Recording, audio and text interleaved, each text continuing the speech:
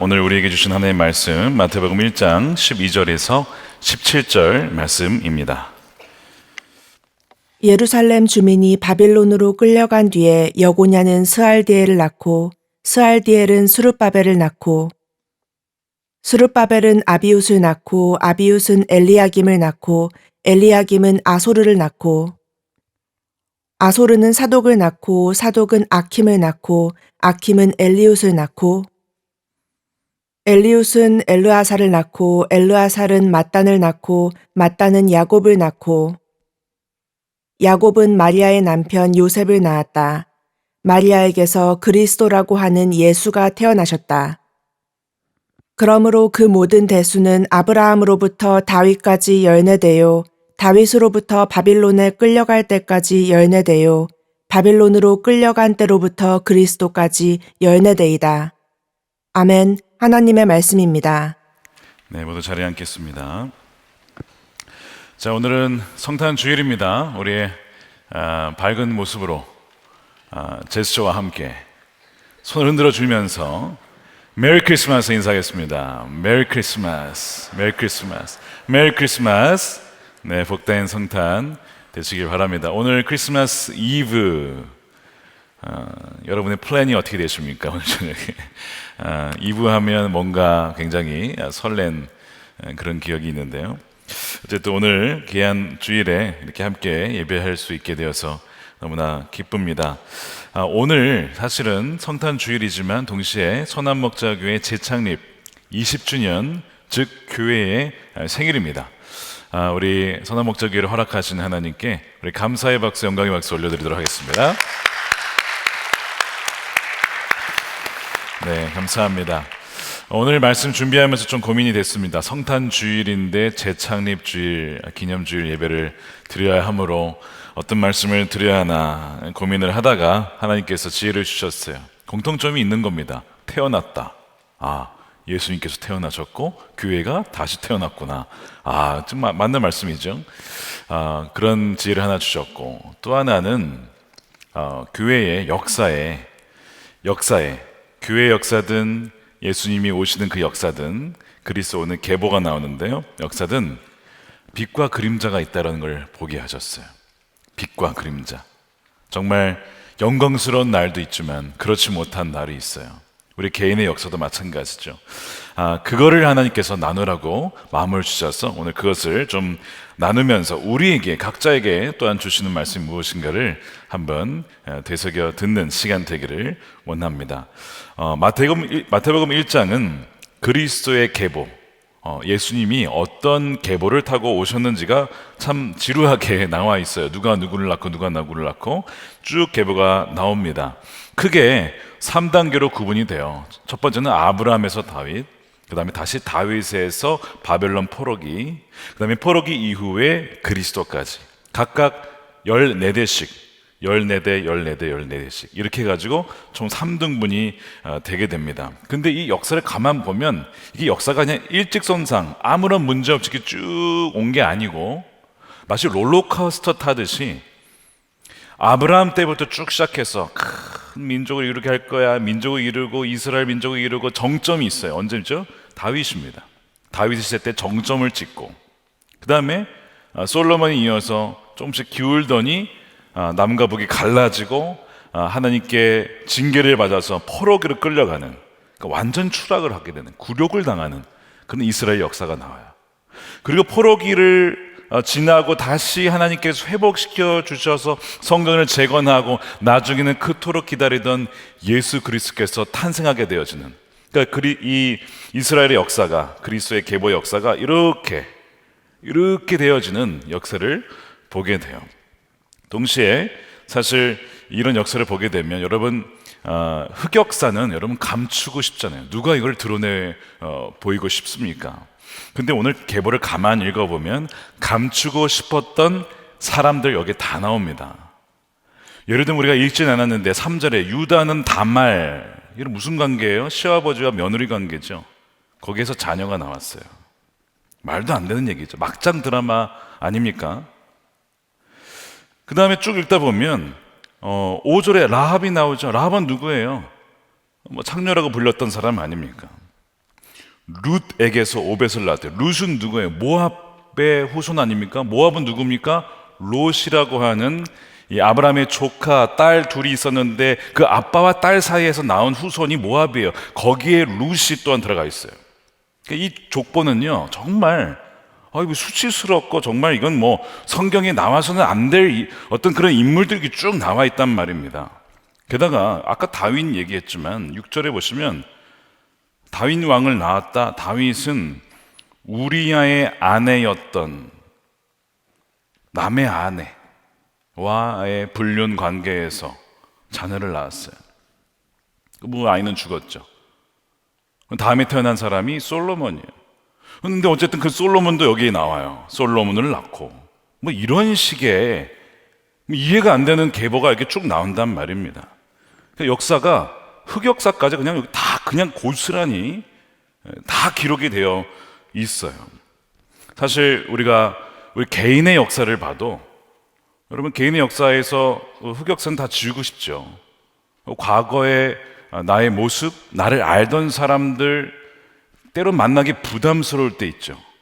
10년 전, 20년 전에 나를 알던 사람 반갑기도 한데 한편으로는 좀 만나기 부담스러운 이유가 뭐예요? 나의 옛날 모습을 아는 사람들. 그래서 여러분 지원서 낼 때에 그럼 어떻게 냅니까? 자기가 잘했던 것만 내죠. 내가 어디서 상 받은 거, 내가 무슨 자격증 따은 거, 내가 어디서 우승한 거 이런 것만 쓰지 나의 흑역사를 쓰시는 분은 없잖아요. 지원서에는 다 좋은 것만 쓰기 마련이에요. 그런데 이상하게 여러분 그리스의 족보에는 진짜 다 감추고 싶은 그 모든 것이 고스란히 다 드러나서 여기에 기록이 되어 있다는 것입니다. 그 중에서도 이 므낫세를 보게 되면 이 얼마나 악한 왕인지 하나님을 경외하지도 않고 우상을 숭배하고 선지자들을 얼마나 핍박했는지 이사야를 톱으로 켜서 죽인 왕이 므낫세라고 알려져 있습니다. 그 므낫세도 이 족보에 지금 고스란히 올라와 있습니다. 여고냐라고 하는 인물이 있어요. 11절에 요시야라고 하는 선한 왕이 일찍 죽습니다. 이 애국과의 전투에서 일찍 죽고 근데 그 죽기 이전에 여고냐를 낳아요. 이 여고냐는 누구냐면 유다의 19대 왕입니다. 여호야긴이라고 불렸던 사람의 다른 이름이 여고냐입니다. 여고냐. 근데 여고냐가 여기 나오는데 그의 통치 기간이 무려 3개월 3개월 10일하고 끝나요. 아마 최단 기간 중에 하나입니다. 왜 그럼 그렇게 짧았느냐?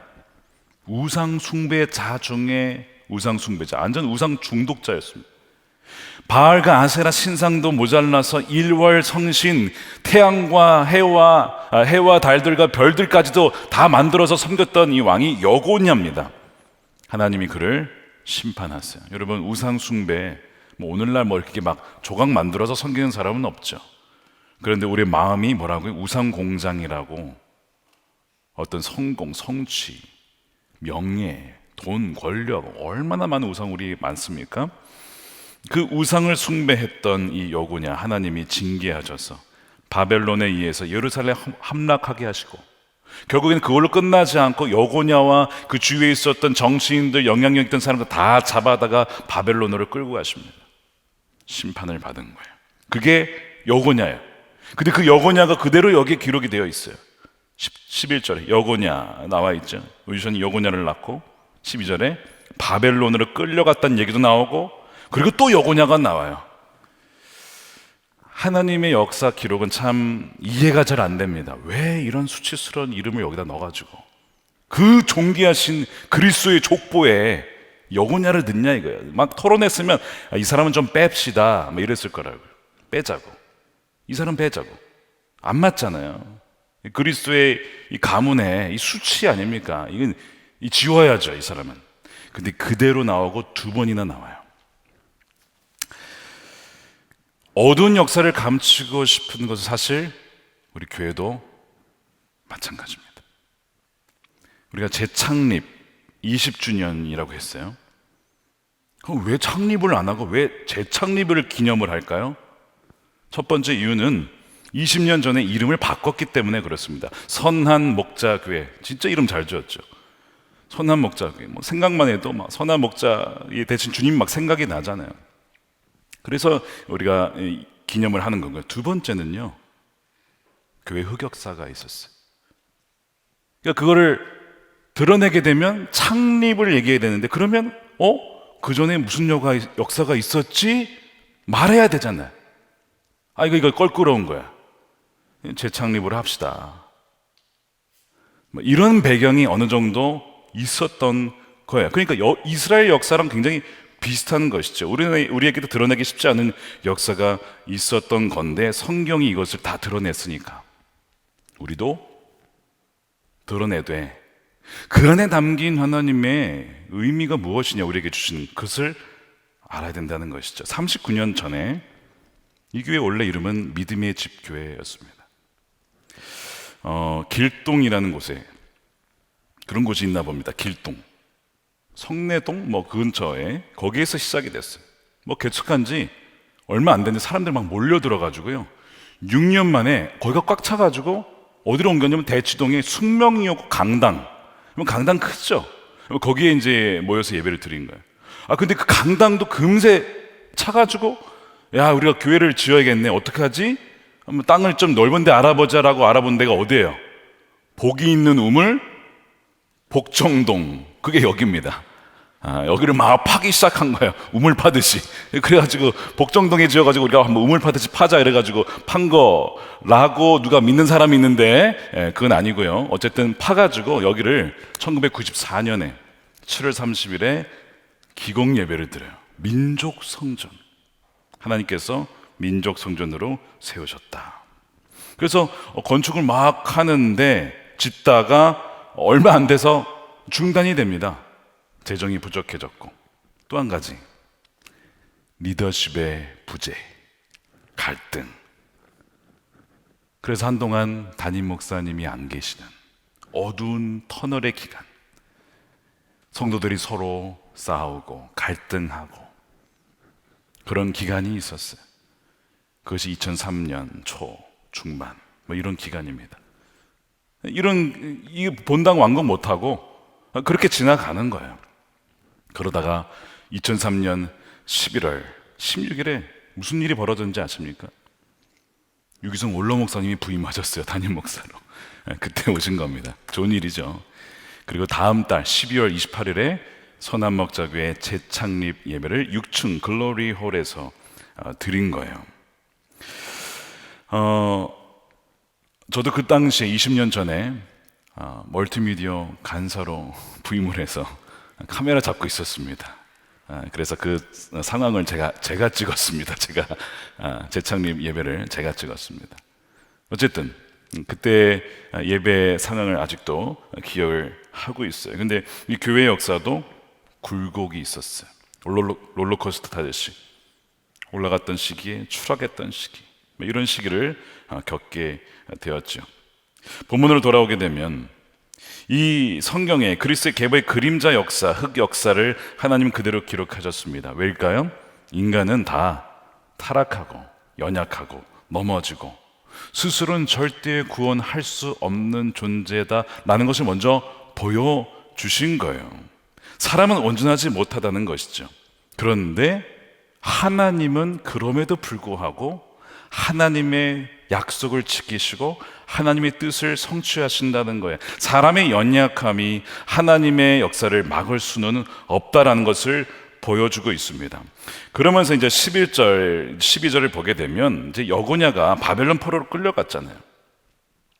그런데 거기에서 이제는 끝났다, 이제 왕도 다 끌려갔고 이제는 아무런 소망이 없다라고 했던 그 흑역사의 그 시기에 하나님은 어디에 뭘 하고 계실까요?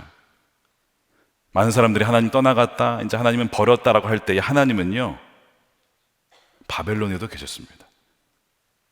바벨론에서 하나님 뭐 하셨는가가 12절에 기록이 되어 있어요. 자, 12절에 예루살렘 주민이 바벨론으로 끌려간 뒤에 여고냐는 스알디엘을 낳고 스알디엘은 수르바벨을 낳았답니다. 아니 목사님, 이게 무슨 대단한 역사입니까? 자녀를 낳는 게, 애를 낳은 게 대단한 하나님의 역사입니까? 라고 생각할지 모릅니다. 여고냐가 바벨론에 끌려간 다음에 감옥에 갇혔어요. 몇 년간? 37년간 감옥살이를 합니다. 하나님의 징계입니다. 여러분, 죄 짓는 것을 두려워할 줄 알아야 됩니다. 하나님은 사랑이시고 하나님은 자비가 풍성하시지만 공의로운 분이시라서 죄를 그냥 넘어가진 않으세요. 청년의 직에 얼마나 많은 유혹이 있습니까? 하나님께 의지하시고 하나님을 주목하십시오. 주님 바라보십시오. 그럼 죄 짓는 것을 결코 가벼이 여기지 마시기 바랍니다. 여고냐가 37년간 바벨론에서 감옥에서 목욕을 했어요. 대가를 치른 거예요. 근데 그게 끝이 아니에요. 오늘 갑자기 바벨론 에일미르닥이라는 왕이 풀어줍니다. 감옥에서 나오게 해요. 물론 본국으로 보낸 건 아니었어요. 그냥 바벨론에 살게 됩니다. 그런데 그 이후에 이 여고냐를요, 다른 이제 왕들보다 더 높은 지위를 주고, 그 다음에 이 바벨론 왕과 함께 식사를 합니다. 같이 식사를 해요. 맘먹는다는 거 아닙니까? 그렇게 대우를 해줘요. 세 번째, 그에게 필요한 모든 재물을 다 줍니다. 필요한 모든 쓸 것을 공급을 해줘요. 아니, 갑자기 왜 이런 일이 벌어졌을까요? 아니, 감옥에 가둘 때는 어제고 풀어져가지고 막 거의 왕 대우를 해주는 거예요. 이상하잖아요. 여러분, 이게 하나님의 역사였어요. 왜 하나님이 이렇게 하셨는가? 다윗입니다. 하나님과 다윗과 약속하신 것이 있었어요. 사무엘하 7장에 나오거든요. 하나님이 다윗에게 이런 약속을 하셨어요. 그것을 다윗 언약이라고 불러요. 사무엘하 7장 16절에 너의 집과 너의 나라가 내 앞에서 영원히 이어갈 것이며 영원히 이어갈 것이며 너의 왕위가 영원히 튼튼하게 서 있을 것이다. 물론 이것은 우리 영원하시는 왕 예수 그리스도로 인하여서 그의 나라가 영원할 것이다 라고 하는 어떤 예언 말씀인데, 그리스도가 오기까지 어쨌든 다윗의 후손 중에 끊기지 않고 계속해서 자녀를 낳아서 그 왕위를 이어갈 것이다 라고 하는 약속입니다. 하나님은 비록 여고냐가 악한 왕이었고 우상 숭배자였지만 그를 완전히 버리지는 않으셨어요. 비록 그가 징계를 당하도록 37년의 징계의 세월을 보내게 하셨지만 그것이 완전히 버렸다는 뜻은 아닙니다. 그는 여전히 하나님의 자녀요 다윗의 후손이었어요. 그 징계를 통해서 그를 바꾸셔서 계속해서 그의 후손을 통해서 그리스도가 오도록 여고냐를 석방시키게 하신 것이죠.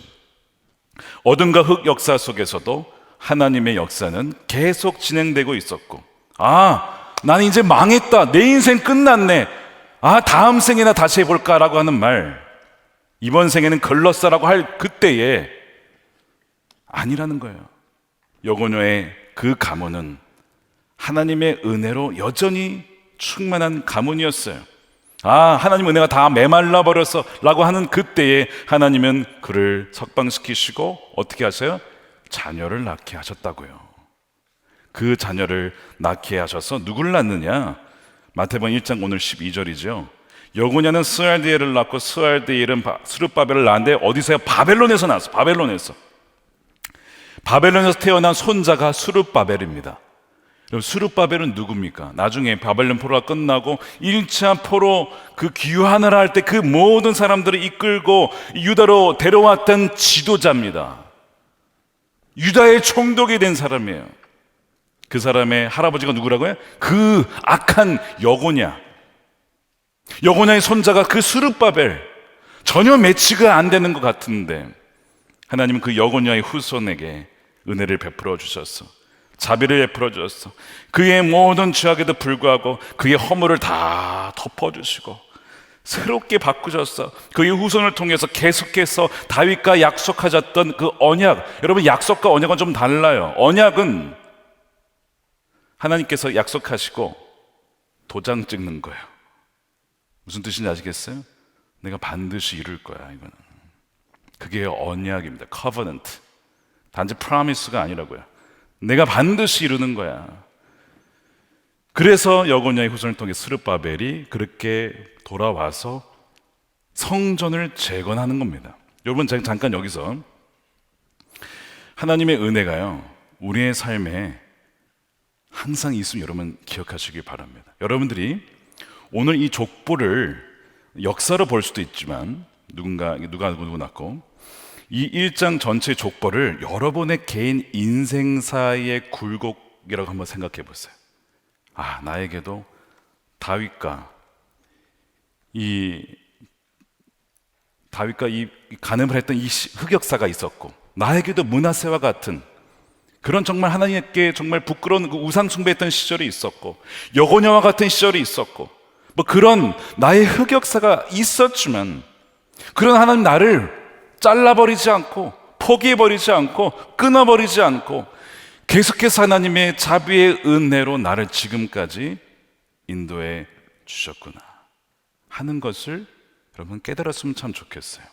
저는 이 족보를 묵상하면서 어떻게 이런 사람이 여기 들어가 있나가 아니고, 유다와 다말의 관계, 그 다음에 우리아의 아내를 빼앗았던 다윗, 그 악한 음란의 모습, 솔로몬이 교만하여서 하나님을 떠났던 그 모습, 다 뭐예요? 다 내 안에 있는 모습이에요.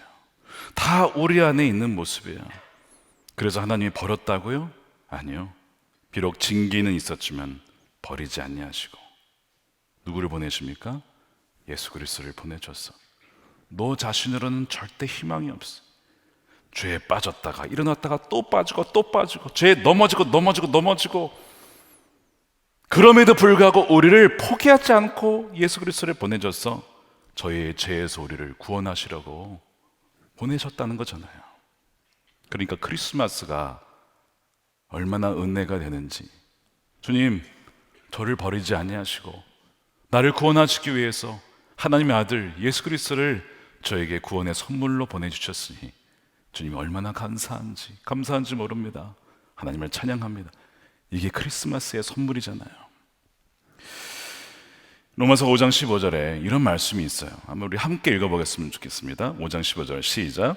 한 사람의 범죄로 많은 사람이 죽었으나 하나님의 은혜와 예수 그리스도의 한 사람의 은혜로 말미암은 선물은 많은 사람에게 더욱더 넘쳐나게 되었습니다. 아담 한 사람의 죄로 말미암아 온 인류가 원죄, 죄를 지을 수밖에 없는, 하나님을 떠나서 마음대로 살아가는 죄를 짓게 됩니다. 한 사람 때문에.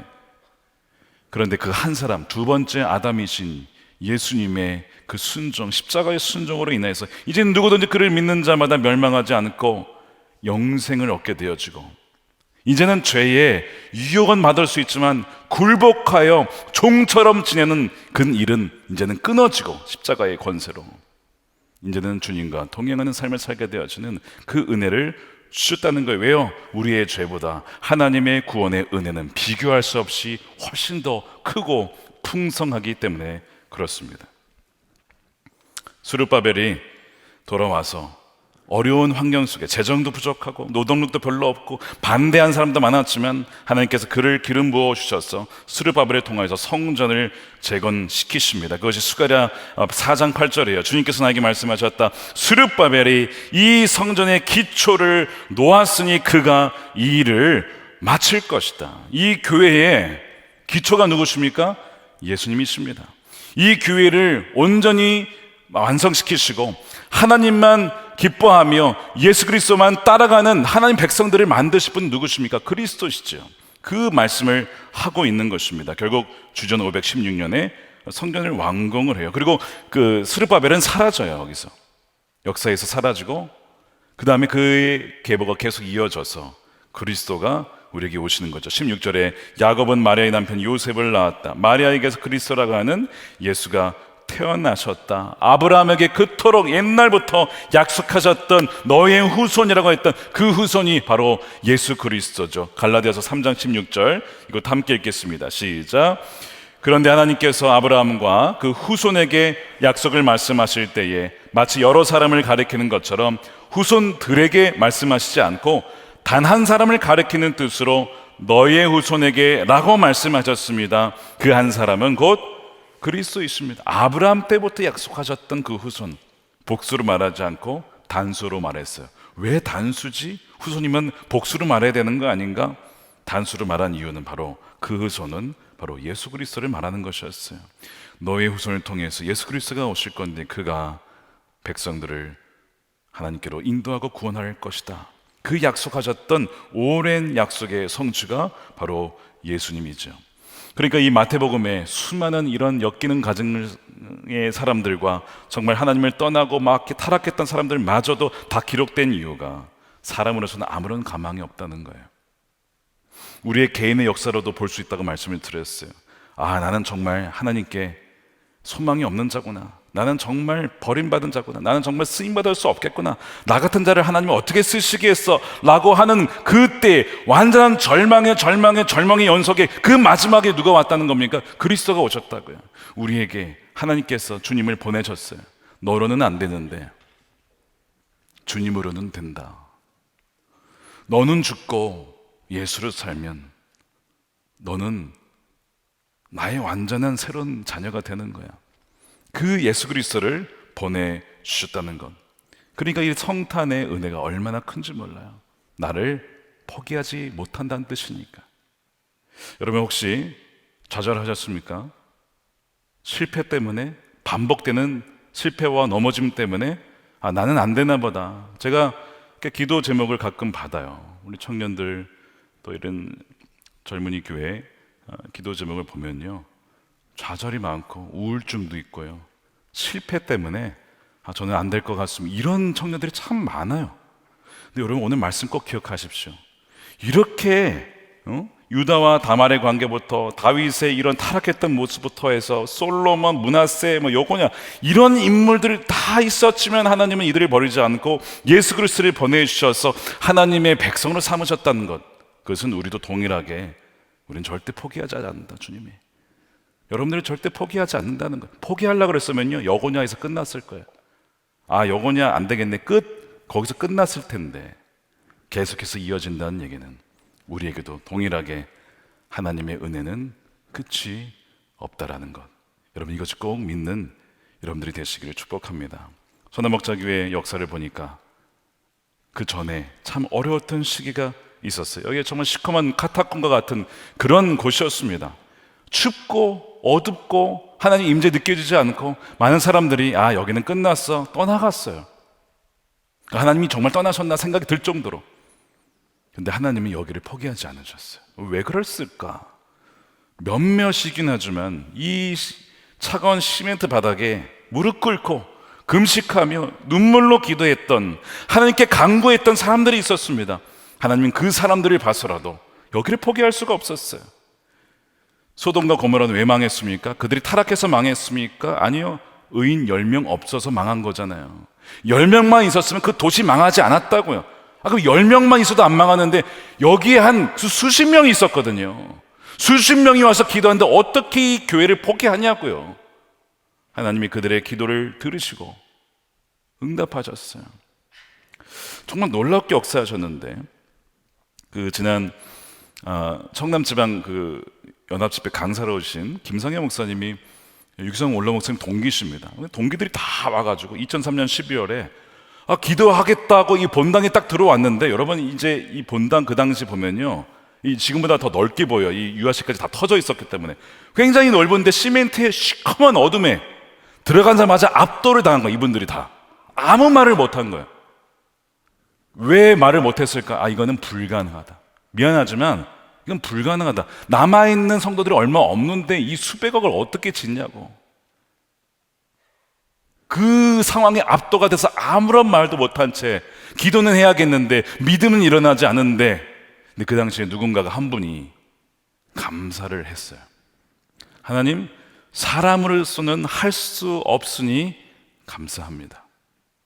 이런 감사를 누가 드리더래요. 그러면 이게 만약에 된다면 하나님이 하신다는 거잖아요. 하나님이 하셨다는 거잖아요. 하나님이 하실 것을 믿게 되어지는 그런 고백을 하게 되면서 이제 기도가 막 터져 나오기 시작했어요.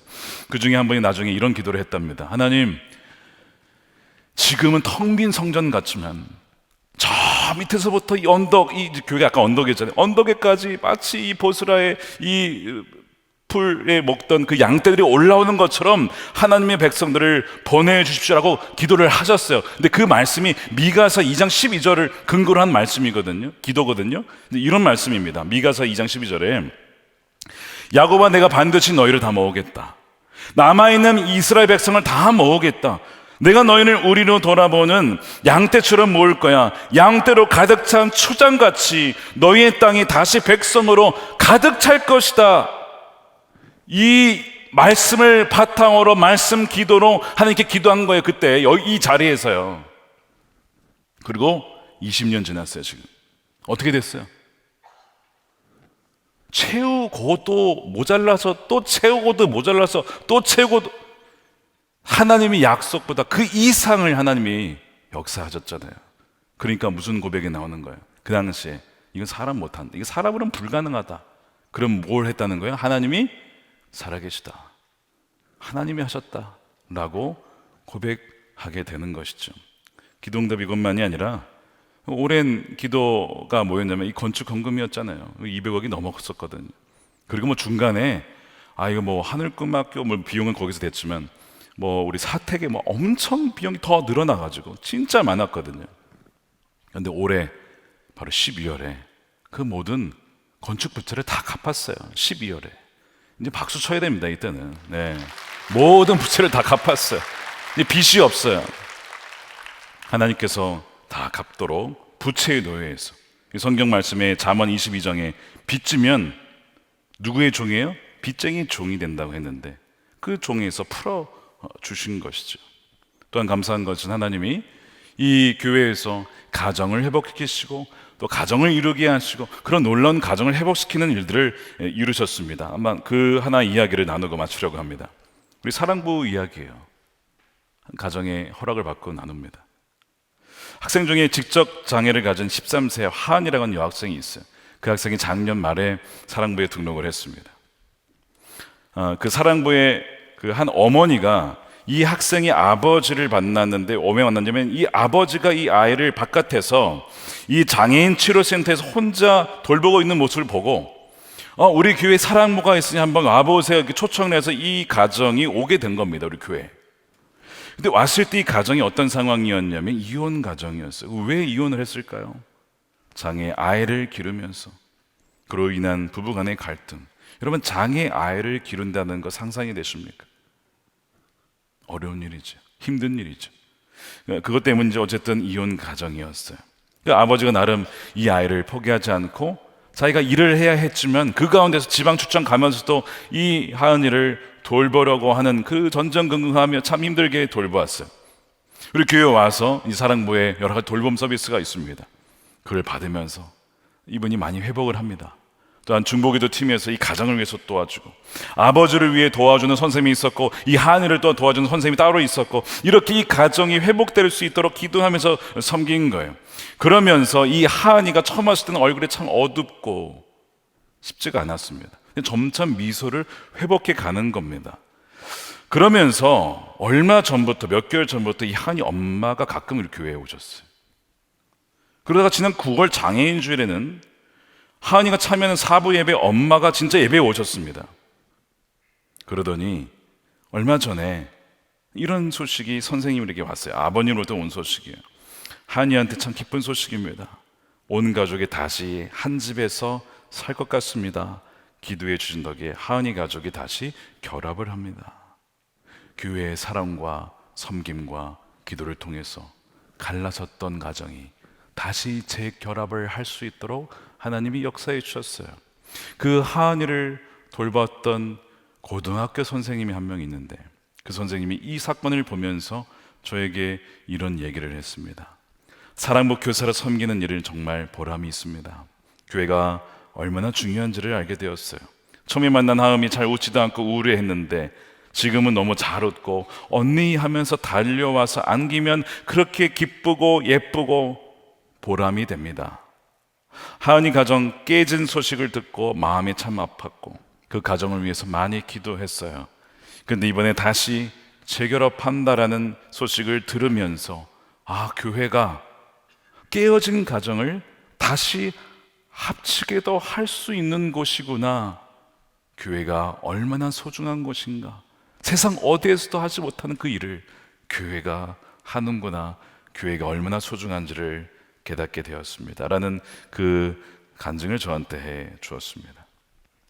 예수님이 주인 되시는 교회, 예수님께서 주인 되실 때에 이 교회에서 깨어졌던 가정들이 회복이 되어지고 살아나고 생명을 얻게 되어지고, 방황하던 청년들이 인생의 목적과 소명을 깨닫고, 내가 죄인이고 넘어지고 넘어졌지만 나는 정말 버림받은 자가 아니라 하나님이 나를 버릴 수 없기에 끝까지 사랑하기에 그 아들 예수 그리스도를 보내셨고, 나를 깨달아서 그 사랑 때문에 주님을 찬양하고 그 사랑 때문에 또한 다른 사람들을 섬기는 그런 젊은이들이 늘어난다면 얼마나 하나님께서 기뻐하시겠습니까? 하나님께서 젊은이 교회를 창립하시고 지금까지 그 일을 이루셨고, 또한 앞으로도 10년, 20년, 30년 그 놀라운 구원의 회복의 역사를 이루실 줄로 믿습니다. 제가 오늘 말씀을 마무리하면서, 제가 지금 5부째 1, 2, 3, 4, 5 지금 이제 온라인 교회 한 번 더 해야 됩니다. 끝나고 지금 다 했는데요, 제가 질문을 5개 드릴 거예요. 근데 여러분 걱정하지 마세요. 답은 하나입니다. 답은 뭐예요? 예수 그리스도입니다. 자, 크게 외치는 겁니다. 답을 다 알려드렸어요. 네, 첫 번째, 완전한 하나님이시자 완전한 인간으로서 우리를 포기하지 않고 우리를 구원하시기 위해 이 땅에 낮고 낮은 곳에 오신 분은 누구십니까? 이 교회를 처음 세우시고 다시 재창립하셔서 이 교회의 기초가 되시고 이 교회의 머리가 되시는 그분은 누구십니까? 다음 세대와 한국교회와 불신자와 북한과 열방을 하나님께로 인도하실 구원자는 누구십니까?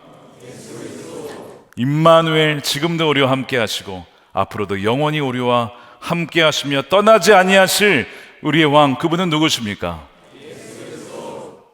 마라나타, 다시 오실 우리의 영원한 왕, 우리의 영원한 신랑 되신 바로 그분은 누구십니까?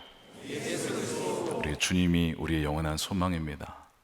여러분의 인생 가운데 가장 고귀한 하나님의 전부, 하나님의 선물, 예수 그리스도, 오랜 약속의 성취, 오늘 그날을 기뻐하며 평생토록 주님만을 따르며 섬기며 사랑하는 여러분들이 되시기를 축복합니다. 우리 함께 기도하겠습니다. 우리 감사 기도를 먼저 하고 간구를 하나 했으면 좋겠는데, 첫 번째는 하나님 감사합니다. 가장 고귀한 선물 예수 그리스도를 보내주셔서 마태복음 1장 이 족보와 같이 내 인생에 참 흑역사가 많지만 하나님을 배신하고 신실하지 못했던 순간들도 많고 우상을 숭배했던 적도 참 많고 간음, 음란, 타락, 거짓, 모든 그런 흑역사에도 불구하고 끝내버리지 않고 잘라버리지 아니하고 우리에게 예수 그리스도를 보내주셔서 우리를 구원케 하신 하나님의 은혜에 감사를 드립니다. 했으면 그런 감사를 드렸으면 좋겠고, 두 번째는 지금까지 우리와 함께 하신 하나님, 앞으로도 임마누엘 함께 해주셔서 이 젊은이 교회 10년, 20년, 30년 계속해서 정말 이 증인들의 담대한 공동체가 될 수 있도록 믿음의 실험을 감행하며 주님과 모험하며 담대한 발걸음을 내디딜 수 있는 우리 젊은이 교회가 될 수 있도록 우리 함께 해달라고, 우리 함께 통성으로 기도하도록 하겠습니다. 하나님 아버지 감사합니다. 주님의 크신 은혜로 아버지 하나님, 가장 고귀한 하나님의 선물, 하나님의 전부를 보내주심에 감사합니다. 성탄 주일을 맞이하여 하나님의 놀라운 은혜를 주님께 아버지 하나님 감사드리며 우리를 포기하지 아니하신 하나님의 그 사랑으로 인하여서 감사를 드립니다. 아버지 하나님, 지난 20년간 우리 선화목자교회 함께 하신 하나님, 또한 앞으로 10년, 20년, 30년 다가올 하나님 미래에도 영원히 우리 함께 하실 주님을 아버지 찬양하오니, 주여 우리와 동행하시고 우리도 주님과 신실하게 동행하고 아버지 우리를 인도하여 주시옵소서. 그렇게 신실하게 나갈 하나님의 귀한 청년들과 우리 젊은이 교회가 다 될 수 있도록 하나님 은혜를 베풀어 주시옵소서. 아버지 찬양합니다. 아버지 우리의 생각보다 크게 역사하시고 신실하게 인도하실 하나님을 찬양합니다. 감사합니다. 아버지, 우리 모든 청년들 한 명 한 명 이 시간 주의 성령으로 충만하게 하여 주시옵소서. 우리의 아버지 인성을 뛰어넘어서 우리 아버지 하나님 죄악에 불구하고 아버지 하나님 우리 모든 허물을 덮어주시는 하나님의 은혜를 감사드리며 행동하며 나갈 수 있도록 주여 인도하여 주시옵소서. 하나님, 그렇습니다. 마태복음의 이 그리스의 계보와 족보는 바로 우리의 인생의 이야기입니다. 우리도 다윗과 같이 가늠한 자였고, 우리도 솔로몬과 같이 교만하여 하나님을 떠난 자였습니다. 하나님, 우리도 므낫세와 같이 또 여고냐와 같이 온갖 우상을 숭배하던 자였습니다. 그러나 여고냐로 인하여서 그 족보가 거기서 끝난 것이 아니라, 하나님이 그를 버린 것이 아니라 계속해서 하나님의 더 크신 은혜로 그를 회복시키고 그의 후손 스룹바벨을 통하여 또한 그리스도를 보내주셔서 결국에는 하나님의 구원의 역사를 이루신 하나님의 은혜를 찬양을 드립니다. 우리의 삶에도, 우리의 연약함에도 불구하고, 우리의 죄성에도 불구하고, 끊임없이 죄에 무너졌던 우리의 삶에도 불구하고 우리를 버리지 아니하시고 포기하지 않고 끝까지 우리를 구원하시고자 가장 완벽한 하나님의 선물 전부를 보내주신 그 예수 그리스도에 보내주신 하나님의 자비와 긍휼에 감사를 드립니다. 주님, 우리가 주님과 계속 동행하는 그 담대한 믿음을 허락하여 주시고, 믿음의 실험을 감행하며 믿음의 모험을 감행하며 주님과 함께 손잡고 정말 이 청년 시기에 오직 주님이 기뻐하신 일에 주님께서 우리의 삶을 디자인하신 그대로 살아갈 수 있는 우리 젊은이교회 모든 청년들이 다 되게 하여 주시옵소서. 젊은이교회와 지금까지 함께 하신 하나님, 앞으로의 10년, 20년과의 동행도 하나님의 신실한 동행이 될 줄로 믿사오니 우리 젊은이 가운데 그런 성령으로 충만케 하여 주시고 예수님만 바라보는 그 믿음의 눈을 허락하여 주시옵소서. 이 시간 귀한 예물 주님께 올려드리며 주님께 드릴 때 우리의 몸과 마음도 우리의 인생도 주님께 드리오니 주님의 기쁘신 뜻을 위하여 마음껏 저들의 인생을 기뻐 사용하여 주시고 하나님만 영광 받아 주시옵소서. 성탄의 이 기쁜 소식이 온 천하에, 온 열방에 하나님 퍼지게 하여 주시고, 전쟁 중에 있는 우크라이나, 러시아, 또한 팔레스틴, 이스라엘 지역에도 하나님의 평강이 온전히 임할 수 있도록 하나님 역사하여 주옵소서. 감사함이 예수님의 이름으로 기도드립니다. 아멘. 우리 재창립 20주년 기념 영상을 함께 보시도록 하겠습니다.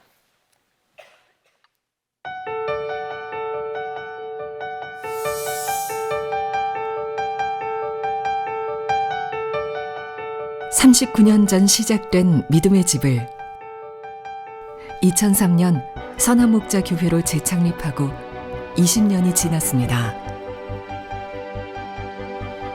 신실하신 하나님께서는 선한목자교회를 예수 그리스도와의 동행으로 한 걸음 한 걸음 인도해 주셨습니다.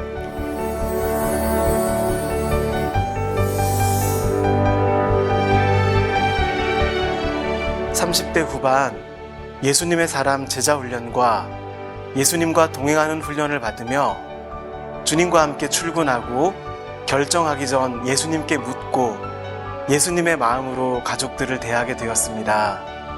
선한목자교회를 만나 제 삶이 완전히 새롭게 바뀌었습니다. 선한목자교회는 건축 과정을 통해 나는 죽고 예수로 살며 예수님과 동행하는 여정을 분명하게 경험할 수 있었습니다. 하나님이 기뻐하는 일을 하는 교회와 성도는 반드시 하나님이 역사를 하게 되어 있습니다.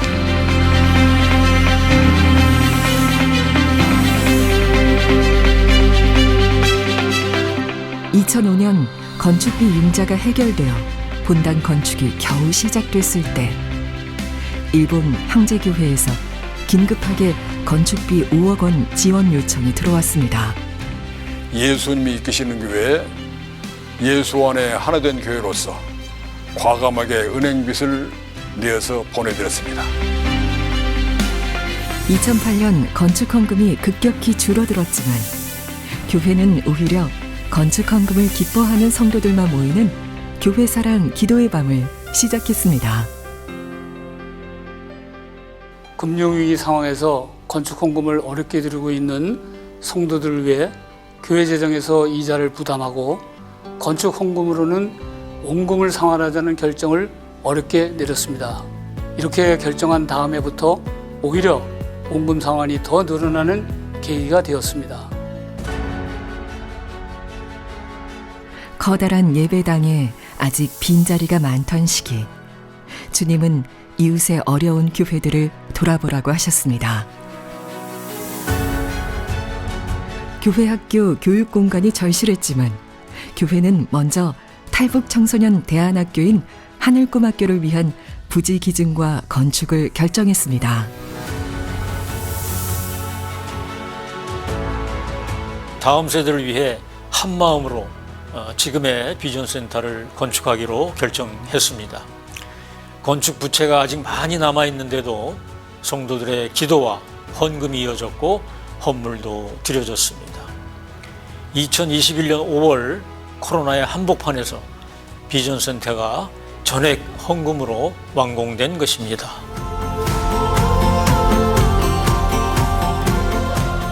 예전 예배실보다 더 깔끔해져서 좋은 것 같아요. 부모님 기다릴 때 책 읽는 방에서 책 읽으면 시간도 잘 가고 재밌어서 좋아요. 재창립 20주년이 되는 2023년 12월 선화목자교회는 건축부채 전액을 상환하게 됐습니다. 믿음으로 비우니까 하나님께서 채워주시는 놀라운 역사를 보게 되었습니다. 이제 선화목자교회는 예수 동행의 역사를 계승하여 예수님을 닮아가는 선교적 공동체로 거듭나고자 합니다. 다음 세대와 이웃, 북한과 열방을 제자 삼으라는 부르심을 향해 달려가겠습니다.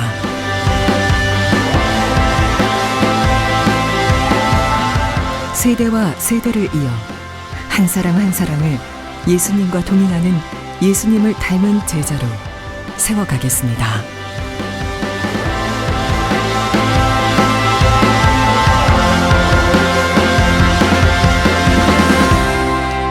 네, 우리 모든 것 주님이 하셨습니다. 우리 감사의 박수 하나님께 올려드립니다.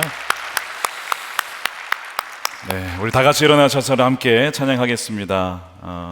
우리 교회여 일어나라 찬양하면서 우리 봉헌 드리겠습니다.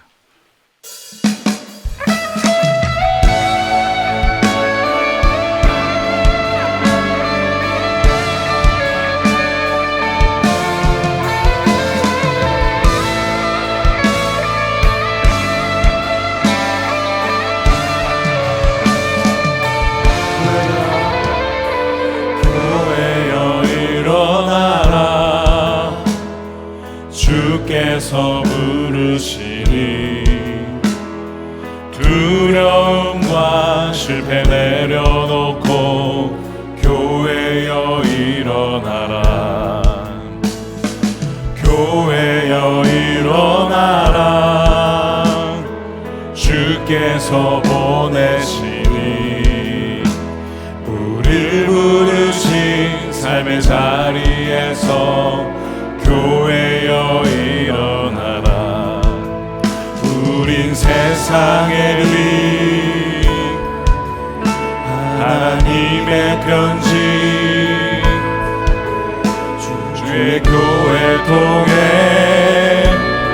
세상이 주를 우리 전사들 찬양하겠습니다. 일어나라 일어나라 아버지 사랑으로 아버지 능력으로 서로 알아내어 그 빛을 비추어 노래하라 아버지의 사랑을 아버지의 크심을 이 삶의 노래로 주님을 나타내 일어나라 아버지 사랑으로 아버지 능력으로 서로 알아내어 그 빛을 비추어 노래하라 아버지의 사랑을 아버지의 크심을 이 삶의 노래로 주님을 나타내라 일어나라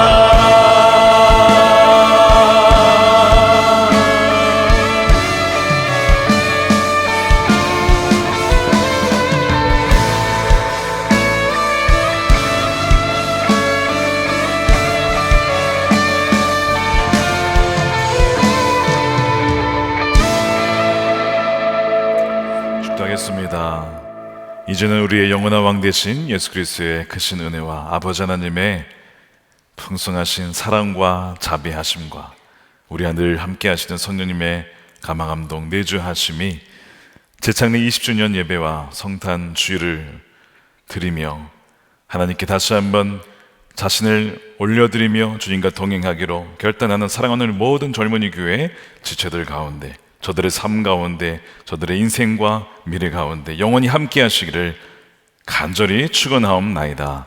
아멘.